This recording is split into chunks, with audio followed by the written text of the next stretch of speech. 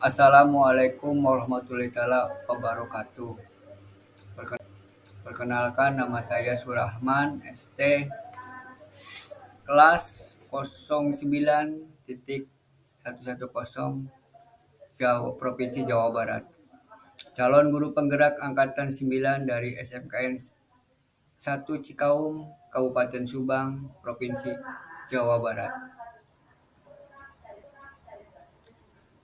Salam guru penggerak, salam sehat dan salam semangat.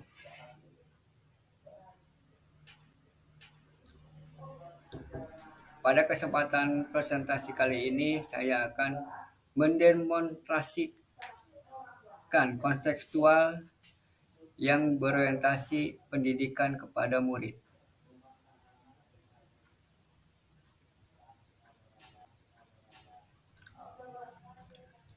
Filosofi pendidikan menurut Ki Hajar Dewantara, anak adalah anugerah dari Tuhan Yang Maha Esa. Biarkanlah mereka tumbuh dan berkembang sesuai minat dan bakatnya. Tujuan pendidikan menurut Ki Hajar Dewantara menuntun segala kekuatan kodrat yang ada pada anak itu agar mereka sebagai manusia dan anggota masyarakat dapat mencapai keselamatan dan kebahagiaan setinggi-tingginya.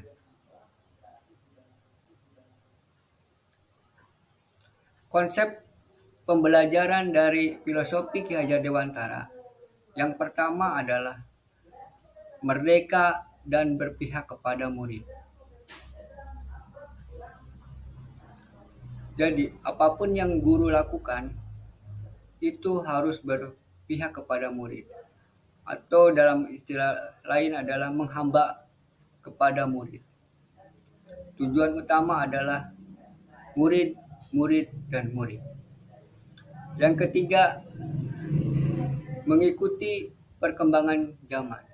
Di pembelajaran yang harus kita lakukan itu harus mengikuti perkembangan zaman. Seperti sekarang pembelajaran sudah banyak menggunakan media internet,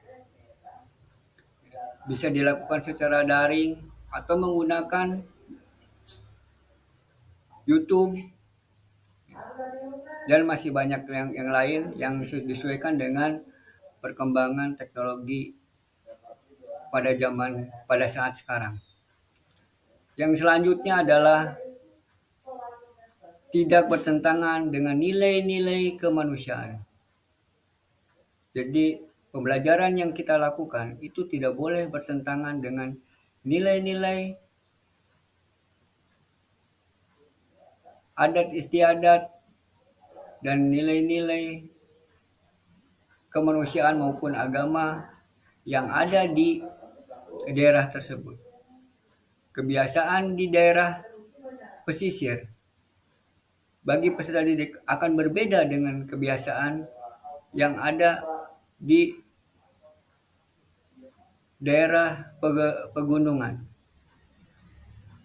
Oleh karena itu, dalam melakukan pembelajaran, kita tidak boleh sama, harus berbeda-beda antara daerah yang satu dan daerah yang lain disesuaikan dengan keadaan atau kodrat alam yang ada pada peserta didik. Yang selanjutnya adalah membangun budi pekerti dan berfokus pada proses bukan hasil. Tujuan utama dari pendidikan bagi peserta didik yaitu adalah merubah budi pekerti yang ada pada peserta didik untuk menjadi manusia yang seutuhnya, beriman, bertakwa, berbakti kepada bangsa dan negaranya, keluarga maupun negaranya. Apapun hasilnya, itu adalah merupakan nilaian tercapaian dari peserta didik. Kita sebagai guru harus menghargai hasil dari peserta didik tersebut. Memberikan support, tidak boleh memberikan hukuman kepada peserta didik.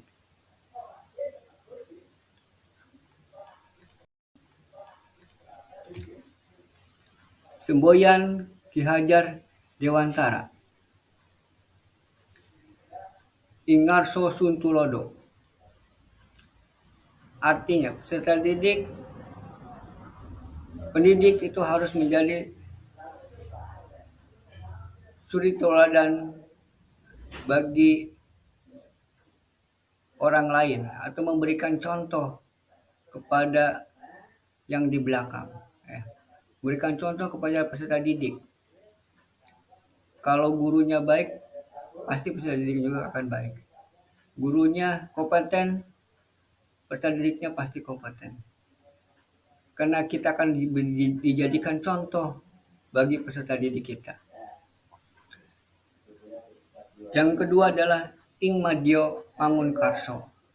Seorang pendidik harus mampu membangkitkan dan membangun peserta didik untuk terus belajar, melakukan kreativitas dan inovasi.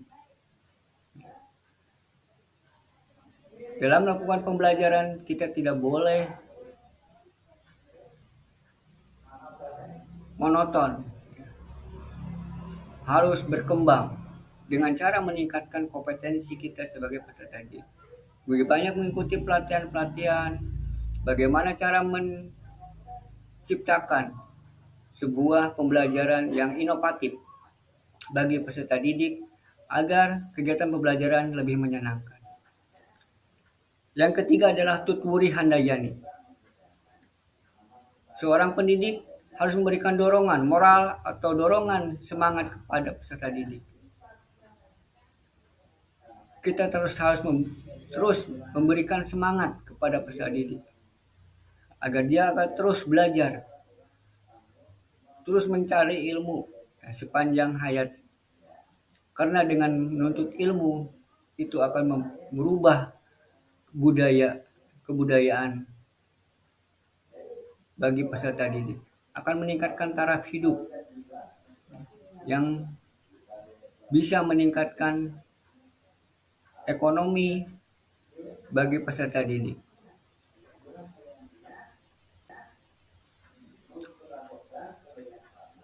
Yang selanjutnya adalah pendidikan pada peserta didik, pendidikan yang berorientasi kepada peserta didik.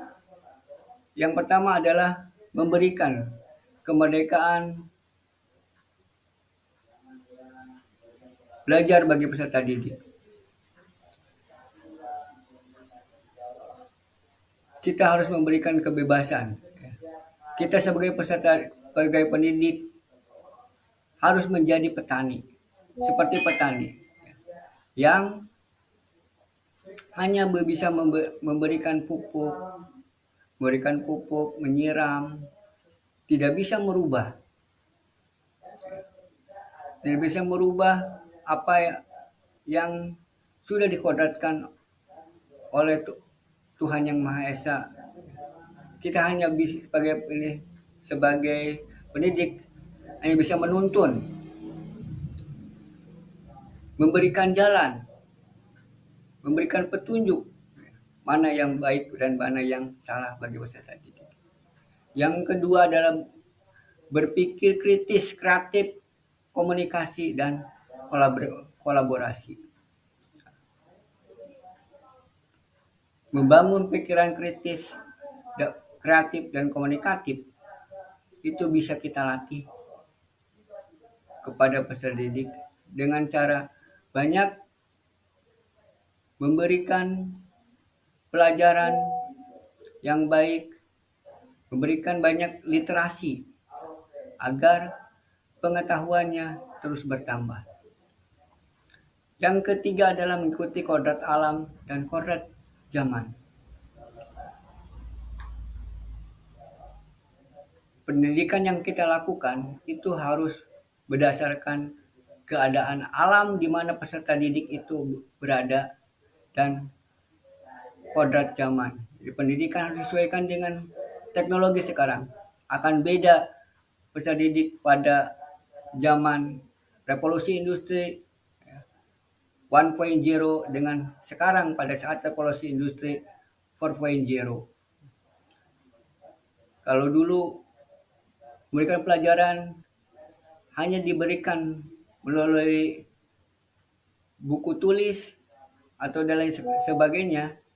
Kalau dari sekarang, pembelajaran bisa kita lakukan dengan menggunakan media internet, media televisi, atau media-media yang lain yang bisa dapat meningkatkan pengetahuan bagi peserta didik.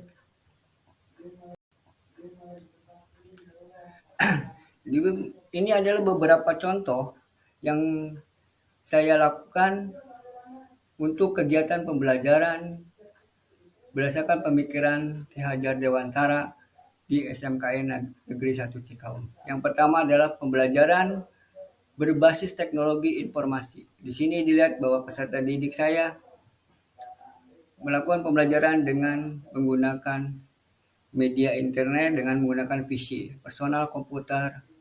Jadi dapat mengeksplorasi, dapat meningkatkan literasi pengetahuannya melalui media internet. Ya. Karena saya mengajar di produktif, pemberian pengetahuan kepada peserta didik juga saya lakukan tidak hanya menggunakan media-media yang sifatnya maya, tapi saya lakukan dengan media-media yang real, yang bisa dilakukan secara 3 dimensi. Ya. Dengan membuat simulator-simulator. Contoh yang ini adalah simulator untuk yang saya buat untuk kegiatan pembelajaran di sistem tanda belok dan sistem starter sepeda motor. Dengan adanya simulator, pemahaman kompetensi peserta didik akan lebih mudah, atau pembelajaran akan lebih mudah diserap peserta didik dan akan mudah untuk bisa mereka terapkan di kenyataan sehari-hari dalam kehidupannya.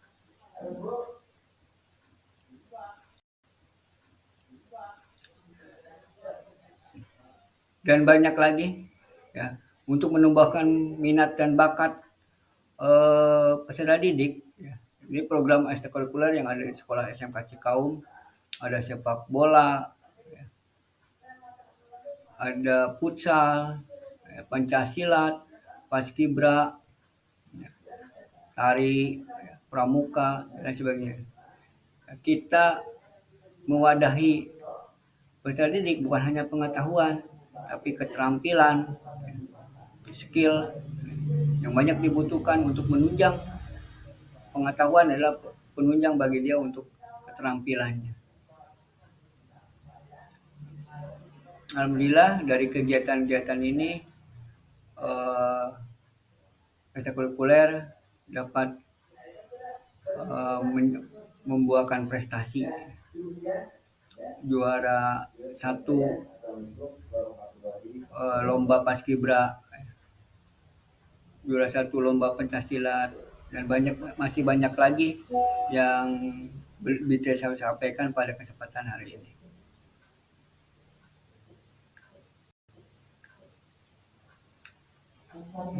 Program pembiasaan di sekolah yang dia bisa dilakukan adalah ketika setelah selesai sholat zuhur, ya, kita biasa melakukan kegiatan untuk baca Al-Quran bersama pada waktu sholat, khususnya pada sholat zuhur dan sholat asar. Kita melakukan sholat berjamaah, peserta didik bersama guru, sebagai bukti ketaatan kita ketaatan dan rasa syukur kita terhadap Tuhan Yang Maha Esa. Kita melakukan sholat berjamaah di masjid bersama dengan peserta didik. Yang selanjutnya adalah kegiatan upacara berbentuk komitmen dan bentuk rasa syukur kita terhadap anugerah kemerdekaan setiap hari Senin dan setiap hari dari Selasa sampai hari Jumat kita melakukan apel pagi dan apel sore. Kita menyampaikan kepada peserta didik tentang program-program yang ada di sekolah dan kegiatan yang akan dilakukan pada hari tersebut atau hari-hari ke depan supaya informasi yang disampaikan oleh sekolah itu dapat tersampaikan kepada peserta didik.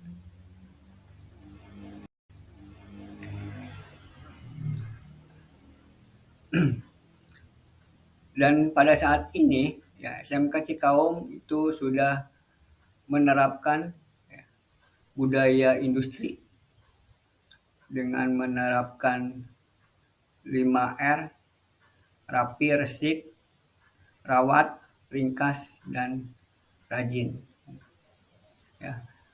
Ringkas, ya, kita di sekolah disiapkan untuk tempat pembuangan sampah, tempat pembuangan sampah, siapkan gudang, sampah juga kita pilah, kita inikan untuk yang sampah organik, anorganik, dan limbah B3 kita siapkan supaya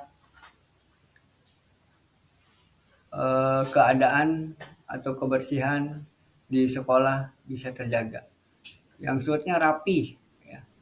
Rapi dari cara berpakaian atau menata ruangan kelas kita bersama-sama dengan peserta didik dengan cara membagi piket harian untuk setiap awal kegiatan pembelajaran, sudah kegiatan pembelajaran itu dirapikan, dan ketika ada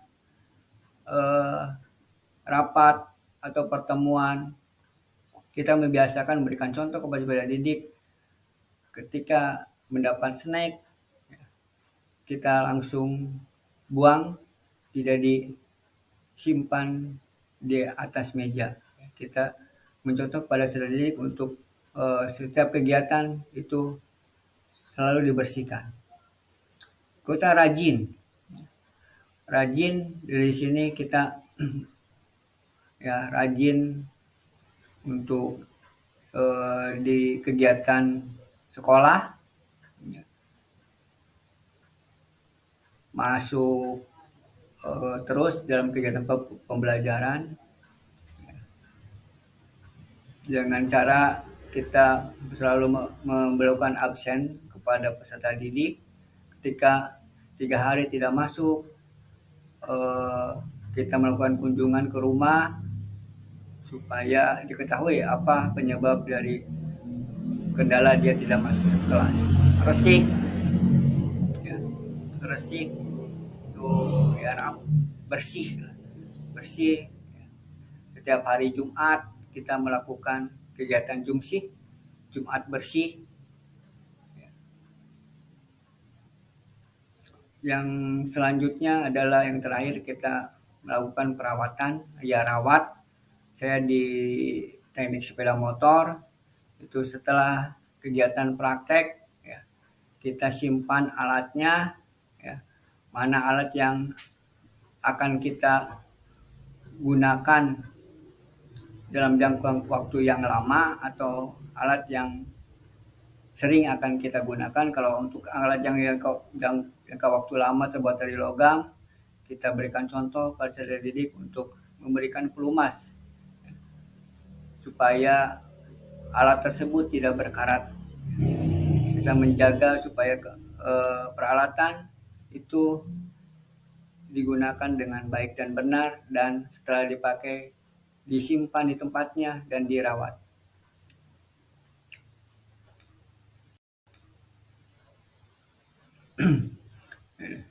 Terus untuk meningkatkan pengetahuan sekolah di SMK Negeri Cikaum, kita melakukan gerakan literasi, baik di menambah buku-buku koleksi di perpustakaan juga kita menyediakan taman baca ya, di taman dengan menyiapkan hotspot ya, untuk warga sekolah atau peserta didik bisa mengakses hotspot tersebut, bisa melihat menambah literasinya untuk kegiatan pembelajaran. Atau di sudut-sudut kelas, kita tempatkan rak buku untuk menambah literasi peserta didik.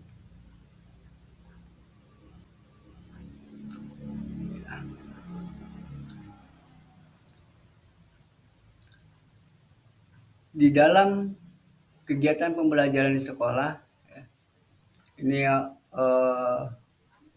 pasti ada hambatan dan tantangan yang dihadapi oleh saya dalam kegiatan pembelajaran. Ya. Solusi yang saya gunakan atau diterapkan, yang pertama adalah metode pembelajaran jangan terlalu monoton. Pendidik membuat strategi pembelajaran yang kreatif inovatif dengan menggunakan metode pembelajaran project based learning dan PBL dan PJBL, project based learning dan pembelajaran project based learning. Yang kedua adalah mengikuti pelatihan dan workshop untuk meningkatkan kompetensi guru. Alhamdulillah dengan jadinya SMK PK ya, SMK Negeri Kaum banyak mendapat kesempatan pelatihan-pelatihan dari P4TK BMTI, dari universitas-universitas. Untuk tahun kemarin pada tahun 2002 kita mendapatkan pendampingan dari Politeknik Negeri Indramayu untuk pelatihan peningkatan kompetensi guru. Dan untuk tahun sekarang kita didampingi oleh ITB dan Unpad untuk mengikuti pelatihan-pelatihan dan workshop untuk meningkatkan kompetensi guru. Dan saya juga alhamdulillah untuk meningkatkan kompetensi saya sebagai penerima beasiswa Sampurna Foundation untuk meningkatkan literasi guru. Dan karena jurusan TBSM di sekolah saya merupakan binaan dari Astrawanda Motor, mulai main dealer Daya Dipita Motora, saya diberikan kesempatan, guru-guru produk TWSM berikan kesempatan untuk meningkatkan kompetensinya melalui mekanik level 1, level 2, sampai dengan ke Gold, dan sampai mekanik level 3 atau Gold yang dilakukan oleh PT Daya Dipita Motora. Ya, saya baru diberi kesempatan telah menyelesaikan pendidikan untuk pelatihan peningkatan kompetensi guru level 1. Yang ketiga adalah solusinya adalah dengan cara meningkatkan literasi baik guru maupun siswa. Ya, tadi dengan karena saya di Wakasarana dan Pasarana juga berupaya untuk meningkatkan literasi baik guru dan siswa melalui pengadaan buku ya, atau media-media internet, hotspot ya, yang berguna untuk meningkatkan literasi baik guru maupun siswa.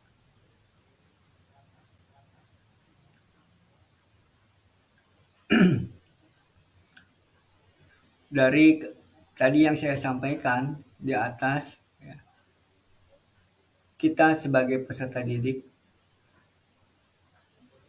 kita sebagai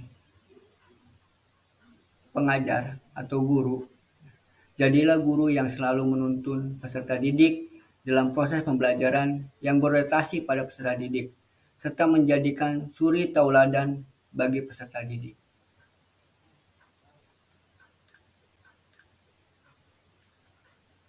Agar peserta didik ya, bisa melakukan perubahan.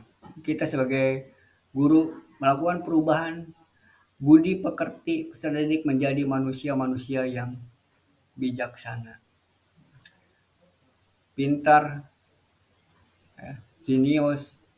Kalau tidak menjadi manusia tidak bijaksana, ketika dia menjadi pejabat atau dan lain sebagainya, seperti sekarang yang terjadi di Indonesia, banyak terjadinya korupsi. Dengan menjadi manusia-manusia yang bijaksana, akhirnya akan dilahirkan pemimpin-pemimpin yang tidak banyak melakukan korupsi. Mungkin itu yang bisa saya sampaikan pada kesempatan kali ini. Mohon maaf apabila banyak kesalahan. Sekian, terima kasih. Assalamualaikum warahmatullahi wabarakatuh.